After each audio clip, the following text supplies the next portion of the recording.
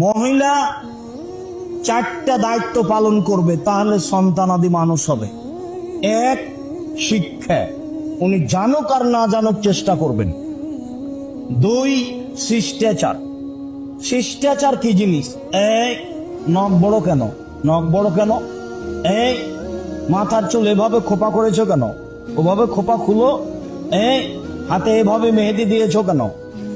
এভাবে কোথায় যাচ্ছ? এই কোথায় গেছিলে? শিষ্টাচার কাকে বলে? ওই বাড়িতে বিবাহ লেগেছে, তোমরা ওখানে যাওয়া হবে না, ওখানে মানুষজন আছে, যাওয়া হবে না। শিষ্টাচার। শিষ্টাচার বলতে অন্তত ও যেটুকু বুঝে সেটুকু চেষ্টা করবে।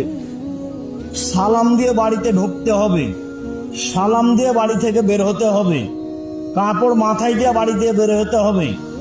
মেয়ে মানুষ মানে পায়জামা পরবে, জাঙ্গিয়ে, হাফ প্যান্ট নয়।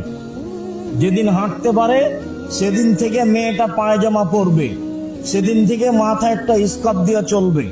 ছোট থেকেই তাকে ধর্মীয় লেবাসে গড়ে তুলতে হবে, নম্র ভদ্র করার প্রাণপণে চেষ্টা করতে হবে। মা হিসেবে শিক্ষা ও শিষ্টাচারে সরিষা সম পরিমাণ পিছিয়ে উঠতে পাবে না। ওই যদি উলা ডঙ্গির মতো এইদিকে হাঁটে একবার, ওইদিকে হাঁটে একবার, একবার ইস্টা জালসা দেখে, তো তার মেয়ে কি শিখবে?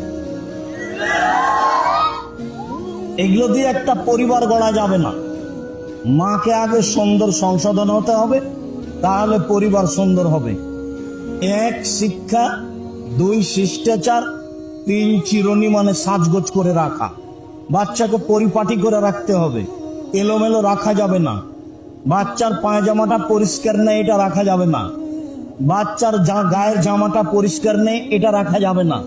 ঝকঝকে করে পরিষ্কার করে রাখতে হবে, এটা মায়ের জিম্মেদারি। মা যখন জামাটা গায়ে দিবে বাচ্চার, তখন কোন হাত আগে ঢোকাবে? ডান হাত আগে ঢোকাবে, বিসমিল্লাহ বলে। জুতা পরানোর সময় মা কোনটা জুতা পরাবে? ডানটা। মা যখন খুলে নিবে তখন কোনটা খুলবে? বামটা। মা যখন শুইতে যাবে বিছানে, তখন দরজা বন্ধ করবে বিসমিল্লাহ বলে, জ্বালানা বন্ধ করবে বিসমিল্লাহ বলে। খাদ্যের পাতিল, তরকারির পাতিল, ভাতের পাতিল, আটার পাতিল সব ঢেকে রাখতে হবে। আল্লাহ রাসূল বলছেন কতগুলি বালা মুসিবত রাতে চলে, সেইগুলো খোলা খাদ্যের উপর মধ্যে ঢুকে যায়। সেইগুলি যদি কেউ সকালে খায় তাহলে সে অসুস্থ হয়ে পড়বে। এটা আল্লাহ রাসূল বলছেন, বুখারী মুসলিমের হাদিস। জরুরি বাতি ছাড়া, বাল্ব ছাড়া সব অফ করে শুইতে হবে। টয়লেটে বাল্ব জ্বলছে, ওটা অফ করতে হবে।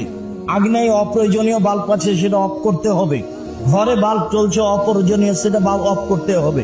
যেটা জরুরি খুব রাতেও লাগবে, সেটা ব্যতীত সব অফ করে ঘুমাতে হবে। অফ করার সময় বিসমিল্লাহ বলতে হবে।